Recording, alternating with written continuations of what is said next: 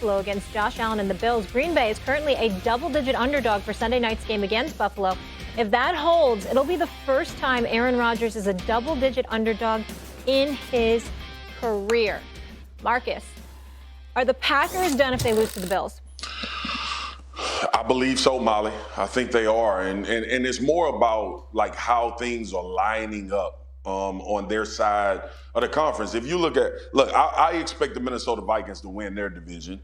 It may be 3 teams from the NFC East get into the playoffs, 2 get in the wild card with the Giants, Cowboys, and the Philadelphia Eagles.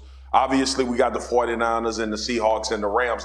So I'm looking at these wins. I'm looking at where these wins will be found. And not to mention, Buffalo is not the only difficult game that the Green Bay Packers have coming up. They've shown me nothing to tell me that they're going to be good enough to vie for the 3 wild card spots that'll be left. And this is another example of this dysfunction in Green Bay. And now you're going against who we all believe is the best team in the NFL. They're starting to get to games where they need to win out of division, out of conference, in order to have themselves in a wild card spot. And it's hard for me to find room right now for them the way that they're playing. I hear you loud and clear, Marcus, but I disagree with you. And let me tell you why I disagree with you. And it ain't going to be because of that bad man, because quite frankly, he hasn't looked like that bad man that I've come to know and love, all right? And I'm real about that. But let me show you, let me paint a picture for you about how this is going to work out, okay? Paint, painter. You know what I'm saying? We're going to do all of that, right? Here's the deal. The Green Bay Packers are going to get their ass kicked this weekend. They're going to get the brakes beat off, okay? This is what I think is going to happen. Now, I've been wrong with my blowout with Alabama because 2 times they were close wins and then they lost to Tennessee. Okay, the damn field goal kicker don't get me started, all right? But that's neither here nor there. This is professional football. Hang it now. Buffalo going to put something on Green Bay. And that's going to be the ultimate form of humility that kicks in. And then after that, then they got these games within the conference that are going to have a direct impact on the outcome. You see, they got Detroit, yeah. But then after that, they got Dallas, okay? A couple of weeks later, they got Philly, all right? Then they got the Rams about 3 weeks later, all right? Then the second to last game of the season, they go up against Minnesota. So those 4 games are against 4 teams in the conference that are all expected to be in the postseason or tinkering towards it in the case of the Los Angeles Rams that got some issues in that NFC West. What I'm saying to you is that Buffalo's loss ain't going to determine whether or not Green Bay is going to the postseason or not. Those other teams, those 4 games absolutely are pivotal because they lose even a couple of those games, then they going home. But they're going to get the brakes beat off of them this weekend. And then after that, the urgency is going to hit. And then it's going to be about Dallas, Philadelphia, L.A., and Minnesota. And those games are going to tell us whether or not Green Bay going to the postseason or not. So let me ask you a question. Because, see, this is where me and you get sideways when you're trying to go into your psychological evaluation of the damn Green Bay Packers. Why wouldn't they be motivated after losing to the Washington Commanders? Why would the Bills have to motivate them? Hold on. No, you're misconstruing my words. I understand, but okay, help me understand. Since the American people say they want me to run for office, I got to be clear with my words so I'm not misconstrued. Because every word that I say is obviously held on to. Let me be clear, okay? Yes. I'm not saying they lack motivation. I'm saying they're going to get their ass kicked. Because they're playing against a superior team, okay, in Buffalo. Yeah. But those other teams that I mentioned that follow arguably ain't Buffalo. Now, Philly might be, especially with the pickup of Quinn to join our already stout defensive line. But what I'm saying to you is that the other teams ain't considered to be Buffalo.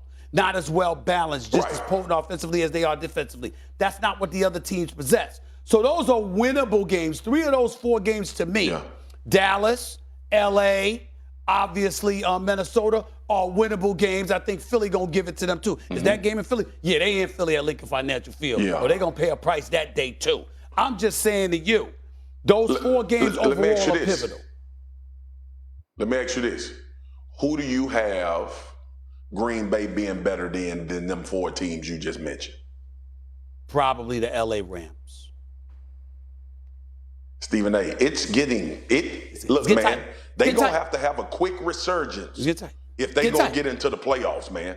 Like, well, I will say this. And it ain't 7 games in. Go ahead. After this weekend, they got 9 games left.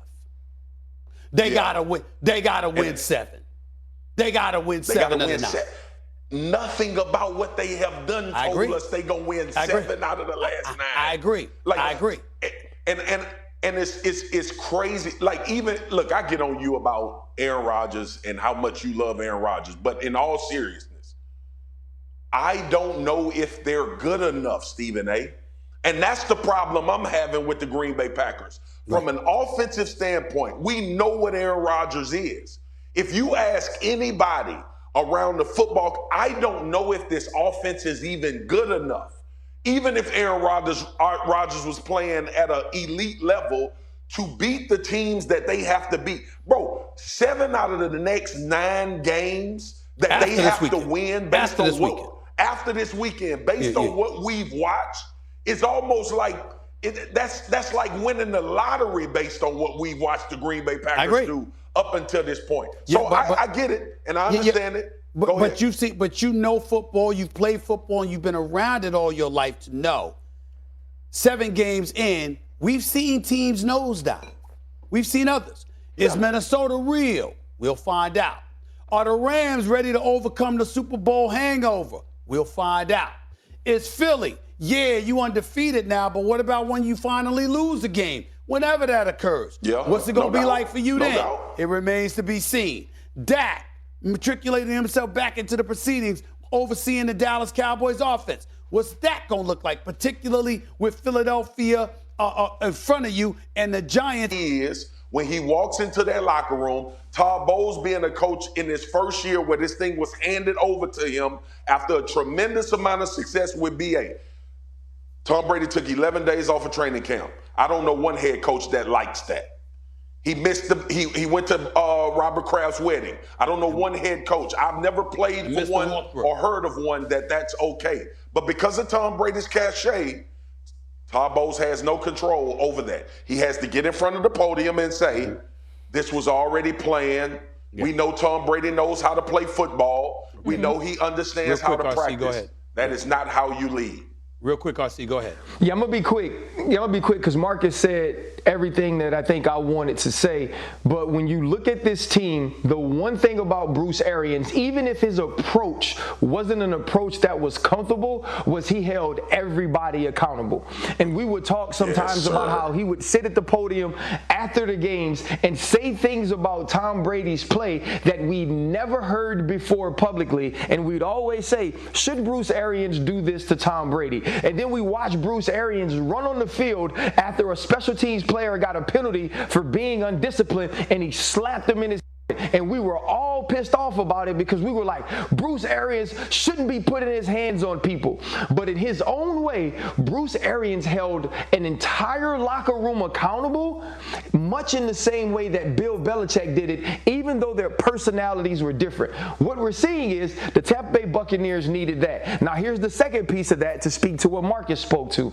The thing about the Patriot way, and the reason we all felt like it worked, was from the top to the bottom. So that's from Tom Brady to the very last player on practice squad. They were all treated the same. Tom Brady was a teammate. Tom Brady led by example, because if you did it, Tom Brady had to do it. In Tampa Bay, right now, that is not the case. So from number 1 to number 48 or to number 53, everybody's not treated the same in Tampa. Here's here's the thing. We ain't stupid. We know some players are different. Tom Brady is different. But that never has to be rubbed in the face of the rest of the players. That when Todd Bowles speaks to Tom Brady, I know it carries the same cachet to Tom Brady as it does to me, because we are treated the same. Because no matter what I'm going through in my off-the-field life, I can't take 11 days off of practice and make this team. No matter who's getting married, I don't care if it's my mama, she better get married in the offseason. And every Clark family member knew if you wanted me at your wedding on a Saturday, you better not get married while they playing football. Not the same thing. Hold on. Marcus, RC, you're absolutely right. Nothing to say, nothing to differentiate from that. One last comment, and it would be this. They're absolutely right. But at the end of the day, Tom Brady would not have